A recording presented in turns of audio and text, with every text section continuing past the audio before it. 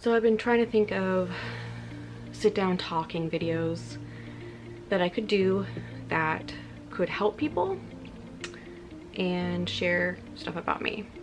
And I came up with a video where I give advice to my teenage self, or I share the things I wish that I knew as a teenager. Being a teenager was very difficult for me, as I'm sure it was for everybody.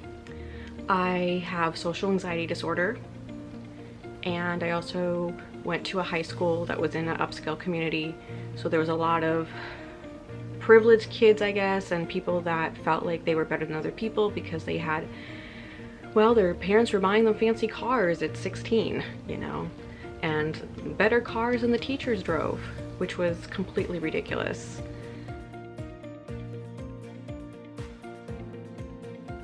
I think when it comes to guys and you're trying to learn about how to get a boyfriend and what guys like and how are guys going to take you seriously and how are they not going to use you, I still don't have all of those answers.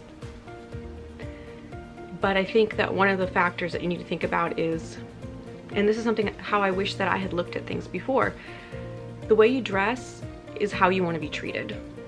Okay, so if I'm wearing a very revealing outfit and my boobs are out and I'm wearing a mini dress and I'm in high heels and that, I'm giving the idea that I want you to be sexually attracted to me, and maybe that's all they're thinking about. Maybe you're getting them to think only about sex, which is not what you want. Because if that's the only thing they're thinking about with you, that's the only thing they're going to try to get from you. And then once they get it, they're going to leave you. But as a teenager, you kind of watch what the guys are doing, and you're looking at what girls they're looking at and what they're saying about the girls in the magazines or the girls that they have a crush on in school. And oftentimes it is the girl that's wears the most makeup or dresses the most flashy. And that's what they talk about. And when you start seeing that over and over and over again, then you think, okay, well, I'd really like to have a boyfriend. I have to be that. But I think that you have to do that on a more minimal level. I think if you dress sexy, classy, that's more attractive.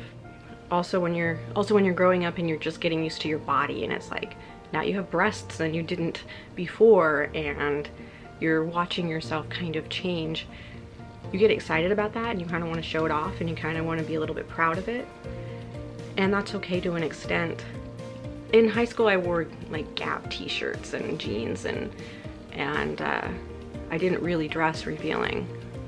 Sometimes people's parents would try to say, or other kids would try to say, oh, well, you know, you're so revealing, which I wore the same things they did. The only thing that was different about me is that I had bigger breasts and I was attractive. And a lot of people have an issue with attractive people. I think being attractive triggers something in people, like a jealousy thing, or they think that they're, you know, a privileged thing, and they think, well, you know, if I was attractive like them, then my life would be easy. And I kind of think your life's harder, to be honest with you. Yes, there are times where people might give you something free and it's kind of, you feel like you're getting away with something and it's like you're being famous a little bit.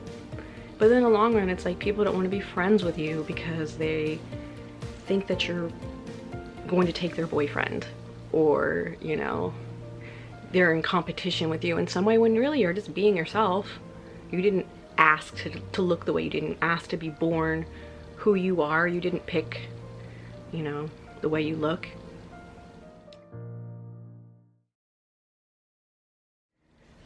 I really wish that I understood things about food. You have to think of food as fuel for your body and not a reward, not an entertainment thing. I think that in school, teachers like to give out candy as a reward, and I think that's a very bad thing that we're teaching people. We shouldn't view this as a reward. I think I didn't understand when people said what you eat is what you are, or whatever that saying is. I kind of get it now. It is important to be healthy. I think that you shouldn't drink soda. I think soda is poison. I think later down the line we're going to find out that soda is the cause of a lot of health problems. I think that we shouldn't eat fried food. There's no reason for those unnecessary calories. Always drink water. Eat a lot of seafood if you can, vegetables, and these are things that I wish that I knew. You don't need 3 meals a day. I didn't realize that either. You should have your breakfast within the first 30 minutes of waking up, and it's probably best that it's a protein shake and vitamins, and that's what I do. I do Herbalife, and that's a good jump start to your metabolism, and it's a good healthy meal that doesn't have as many calories as if you were to eat regular meals. So that's something that I wish I knew. I consider one of the worst things that ever happened to me in my life to be gaining weight. I think that if you don't feel like yourself because your body isn't who you feel like you are, then you never feel right. You're always upset. You feel like dying. Something that I wish I always knew is I think that it's normal to consider suicide. I know that people are going to be mad about that comment, but I think that we will all come to a point where we feel like there is no hope. The pain's too much. We don't know how to get out of it, and the only way we see out of it is dying. The other thing that I think that a lot of people are going to be mad that I say is I think that actually writing a suicide note and focusing on your last words and what you have to say to be very therapeutic. Doesn't mean you're killing yourself, but something about that helped me because I did it. Obviously I'm still alive, and I think that that kind of changed because while I was doing it, I realized that this letter was going to be so long and there was no way I was going to say everything I wanted to say because I wanted people to know all these things about me and understand all these things that had happened to me, and there just wasn't enough time for me to do all that. Right. I wish that schools would have taught us how to make money. I think that that was a huge problem in my life, that they didn't do that. You know, they taught us things in the history that I couldn't tell you what they are now. That's why school felt so awful to me. Is one of the reasons. There's a lot of reasons, because I just felt like I'm sitting there for no reason. Like, I knew I didn't need to know this. I wasn't going to, this was not useful in life. And it was like, well, if you're gonna make me, force me to be here like I'm a prisoner and waste my time with something that I already know I'm not gonna need, why should I respect this? And I think that school kind of needs to be redone a little bit. A lot of people were very harsh on me. People have always been very harsh on me. They still are to this day, and I don't know why.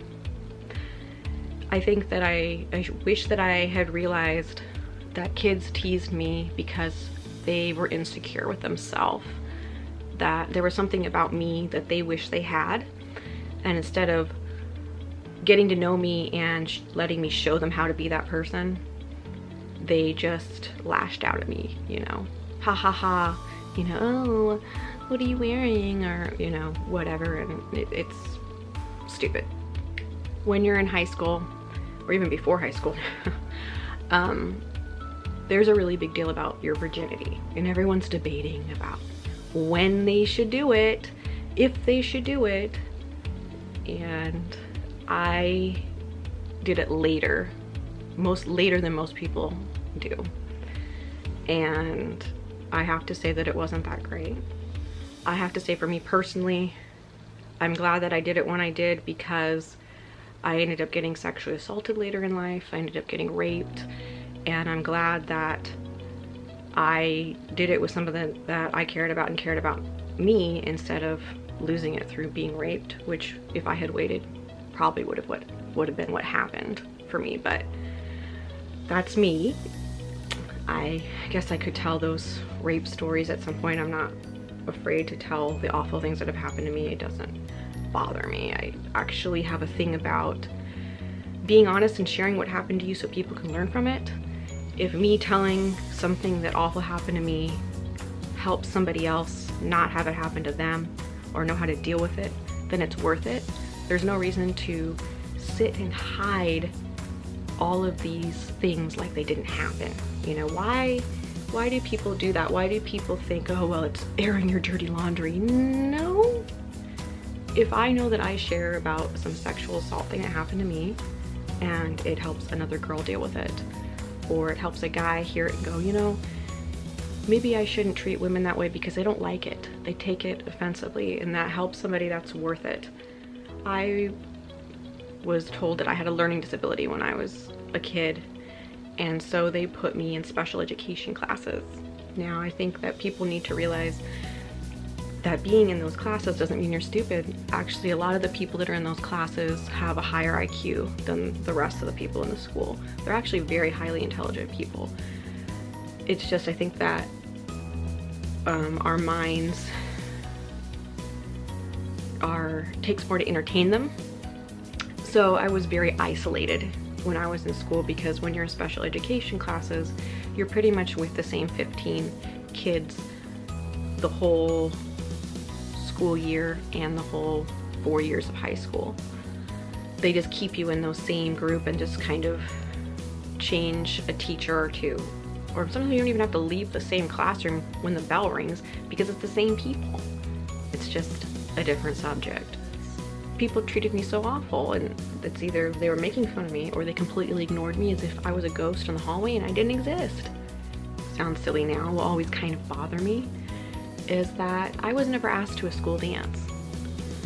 I remember thinking, anyone that asks me to a school dance, I'm gonna go with, because I wanna go with somebody that asked me and wants to go with me. Didn't happen. I went and got a dress and I would go anyways and kind of meet people there, but it wasn't the same.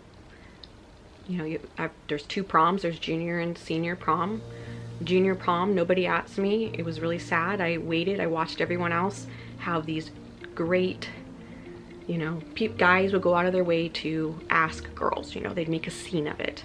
I ended up having to go with a friend of the family's son, and I'm grateful he did that, but yet I really wanted it to be a romantic thing. My senior year, it was the guy I was dating at that time, but he was already older than me and had graduated high school. So I asked him, and he was hesitant to go because he had already graduated high school. I think that I learned very early on that my life was not going to be like other people's. I've always felt that. I felt that as a child, I felt that as a teenager, and I always hoped this would pass. I always thought that being normal would click in at some point, and it never did. And I don't think it ever will. So I'm trying to figure out how to deal with that. And I guess everyone's definition of normal is different. You know, what someone's definition of normal here in the United States is probably someone's living a different life if they're like in China, you know. Their reality is different than my reality. But I guess when I say normal, it's like I'd like to have a husband, I'd like to have a house and a dog, and have a group of friends that we go out with sometimes, and that kind of thing, that kind of normal is what I mean. And I don't know if I'll ever get that. So I've been thinking about things in high school that helped me. One of the things that my English teacher asked me when I was a senior in high school is why are you always so honest about things? Because I've always was like, oh yeah, I did it, or, you know, whatever. I was always just straight up honest about stuff, and it kind of scared people. And when my teacher asked me that, I said, you know, it's because everything always comes down to the truth, okay? You can lie all you want, and you might fool people for a little while, but eventually people will figure out that it was a lie, and then they're gonna look at you funny, like, well, why'd you do that? What are you trying to pull here? What are you trying to do? And it's just not worth it.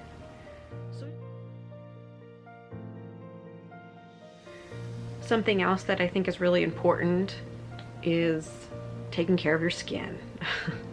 So now that I'm in my 30s, people still think that I'm 20 years old, which is silly to me, but I get carded all the time.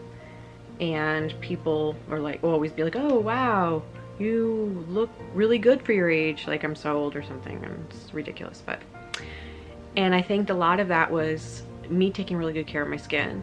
So I wash my face every night with a couple different washes, several different washes. I don't know if the kinds of washes I use really matter. I use one to kind of get off the dirt and the makeup first, and then I use like the St. Ives apricot scrub, and I think you need to use that every day. People think you need to use it once a week. No, use that every day. If I didn't use it every day, my skin would break out. So I do that, and then I moisturize. I mix different face creams together. I'm just giving away all my secrets now, aren't I? So this, you actually wouldn't believe it. This one's actually really amazing, this Jergens. But if you use it by itself, it's too greasy. Then I mix it with the St. Ives, and I just drench my face in it. And I just keep rubbing all around the eyes and everything every night.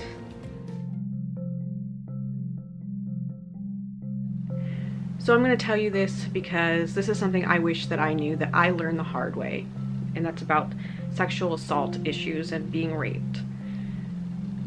The person that rapes you and sexually assaults you is most likely going to be somebody you already know. It's most likely going to be someone that you're friends with, someone that's trying to be close to you, that you've encountered multiple times, okay? It's not going to be the person on the street walking down the road that grabs your arm and holds you down, or you're in the parking garage. That's very unlikely, okay? It can happen, but it's unlikely because they go through a grooming process, okay? Where they want to make you comfortable with them. They want you to trust them, okay? Because if you don't trust them, it probably won't work. The struggle will be harder for them, okay? I think they also get off on this part. I think it's a challenge. I think they enjoy that. Guys like challenges. Guys like games, okay? It's stupid, but it is what it is. And it's messed up to try to force women to do sexual things with you that they don't want to do. But there's a lot of men that are like that, and it's going to be the person you least expect, okay? So the times that happened to me, it was, you know, one of my friends, good friends, you know, that I had seen at their house multiple times. I had talked to them, and they started getting a little bit weird with me. You know, they would say a couple inappropriate things. I laughed it off, didn't think anything of it until it came to the point where they were out in front of my house, hiding in the bushes, trying to look for me. Didn't think I could see them. They started making phone calls. They kept making excuses for me to go see them.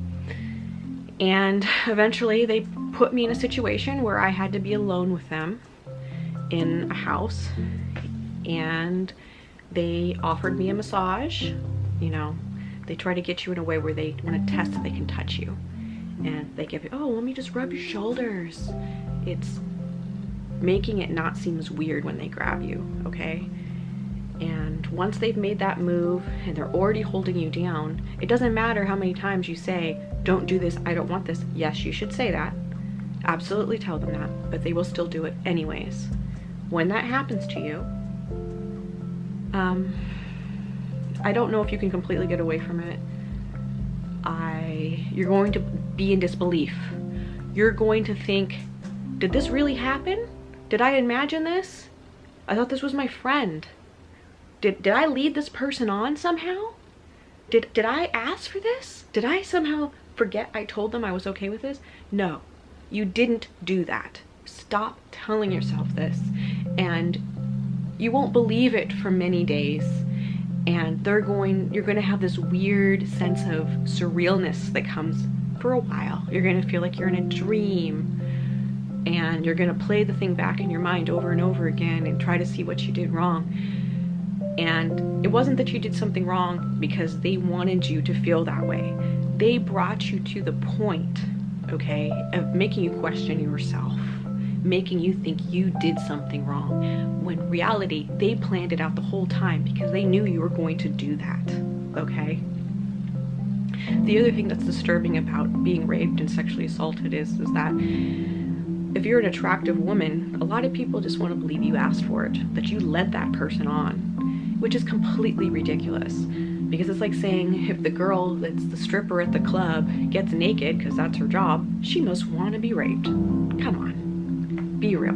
That's excuses men make up to justify their stupid, pathetic actions, their misbehavior because they don't want to take responsibility for themselves. A lot of people that rape, I don't think it's because they can't get a woman. Some people, yes, but a lot of it, I think it's just, you know, a game. Let's see what they can get away with, you know? The other thing that's sad is if you've been sexually assaulted many times in your life, there's a point when you can't report it to the police anymore because then you just look like you're lying, which is ridiculous because I can't imagine someone really making something like that up. Yeah, I'm sure that that's happened and people, but I would never do that. I would never do that. You know how much you go through when you report something like that? They make you feel like it's your fault. You asked for it somehow, okay? It's really awful what they put you through. If you want to learn more about my crazy life and see what's going to happen next, because I am going to be filming it, hit the subscribe button. I need you to do this. Please hit the subscribe button. Hit the like button so I know that somebody watched this and they liked it.